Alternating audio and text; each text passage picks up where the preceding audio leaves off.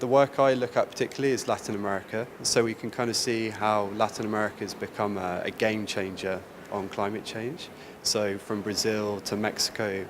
to the ILAC countries, Peru, Colombia, Chile, Costa Rica, Guatemala and Panama, but also the ALBA countries, Venezuela and Ecuador and Bolivia, for instance, they all have some pretty ambitious climate policies or some very strong rhetoric on the importance of climate justice and the role of civil society. So I think there's a lot of different kind of regional voices which kind of taken together kind of demonstrate how Latin America is really a key region in the fight against climate change. What kind of things are happening in Latin America that are ahead of countries even in Europe? I wouldn't say Latin American countries are necessarily kind of ahead, but they definitely have a lot to say for themselves in terms of how, in the case of the ILAC countries in particular, let's take Chile or Peru, or in the case of Brazil and Mexico, they have some very ambitious domestic climate policies and targets, either on clean energy or reducing deforestation. So I think from the point of view of quite an attractive partner for countries or regions rather like the EU or the US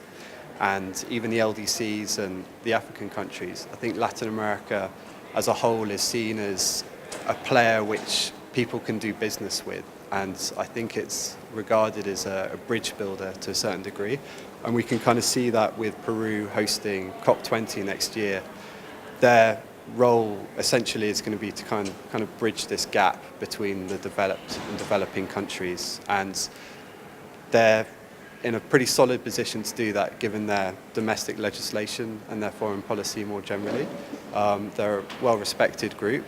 and I think they can play a vital role, and if they can follow the lead of Mexico, which did a fantastic job at rescuing the UN climate process in 2010 at COP16. I mean, that's for the good of everybody and can really help to kind of push the international community towards a new agreement in 2015 in Paris. So could Peru perhaps save the mess that Poland's made?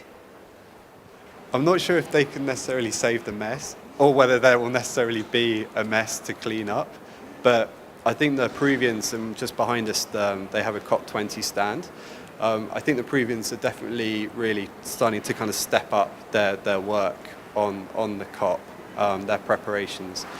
So I think we're going to see a lot of activity in Peru and Latin America as a whole, and the Latin American region, particularly the Peru and the ILAC countries, of which it's a member, really reaching out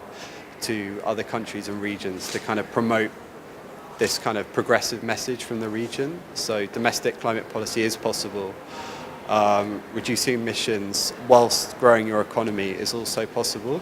and really trying to kind of build alliances with other groups at the negotiations which tend to have quite a difficult time kind of getting on. So this whole kind of bridge building role I think is going to be key.